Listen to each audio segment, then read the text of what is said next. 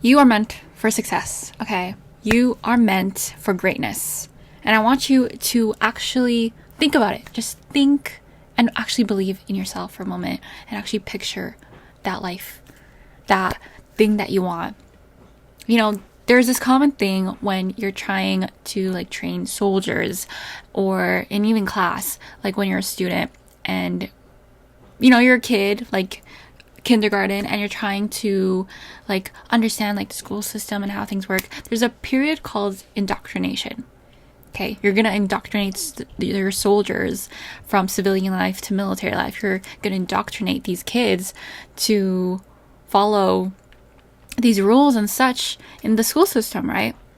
And I'm not saying it's a good or bad thing, but use that to your advantage. Use this kind of indoctrination to your advantage when you're trying to manifest something into your life. Now, when I'm saying like indoctrination, I'm thinking like change how you view and in your daily actions what you're doing. So, for example, if you are wanting to live a life that is void of the 9 to 5, like you don't wanna, the thought of living a 9 to 5 life is just not in your vocabulary. Like you cannot even fathom working for someone else. What exactly are the thoughts of someone who works independently, works like a business perhaps, or works at their own pace in terms of like a digital nomad? What are their thoughts? How do they view money? How do they view their surroundings? What do they do in the everyday? You're going to have to start implementing those things into your life to be more aligned to kind of that reality. Because if you aren't, then you're going to continue to follow in that same path and that same trajectory of working a 9 to 5. But if you think of your current situation and you actually picture in your head, even if you don't implement it right away, if you picture in your head the thoughts, the senses of what it's like to live in a reality that does not have like 9 to 5 routine, then and slowly and little by little and start to incorporate it into your life in terms of like indoctrination, like an indoctrination period, which could in some sense be like the tower moment of it's gonna be hard at first because you are shifting reality, you're shifting timelines, you're shifting into a moment in time that is different from your own, and it's going to be uncomfortable.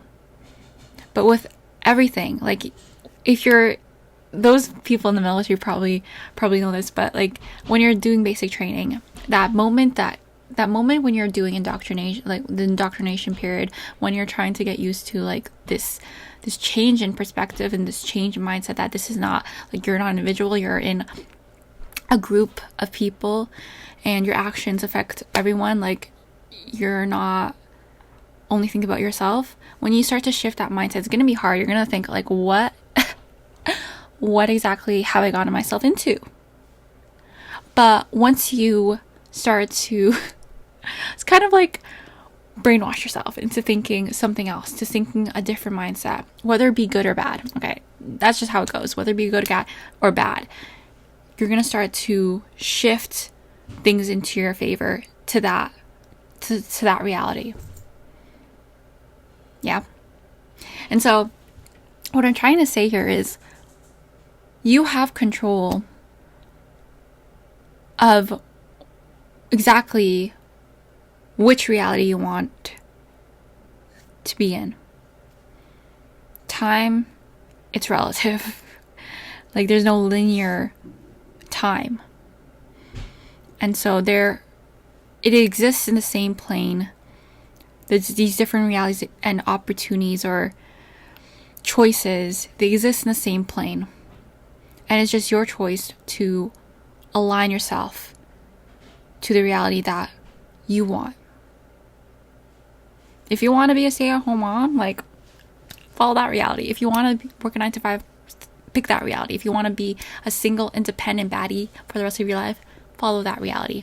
But you have a choice on what kind of human experience you want to have in this lifetime. What kind of people you want to surround yourself with. These little actions that you take are always going to culminate into the end goal, which really, at the end of the day, is not really the whole point. If we look at it from a philosophical perspective, it's the experiences and how we interact in the day-to-day and the journey. It's a chase. It's a chase. Isn't it always a chase? Like, even when dating, like, I wouldn't say the funnest, but the most entertaining part is a chase. It's that early stages and those periods where you don't know the person, you don't know exactly where it's headed to, or you get an inkling of it, but it's not set in stone. And it's the always testing and always like enjoying someone's company at the beginning stage and seeing how it goes.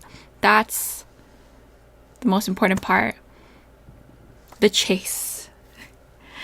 And so focus on that indoctrination period. Focus on that difficult period. And once you get past that, it's going to be easier from then on. Once you get past those limiting beliefs, once you get past that mindset, you're going to reach to where you need to be. And it's going to be a bit easier as it goes on. So I think that's it for me today. Yeah. Indoctrinate yourself for the good. Okay. Take care.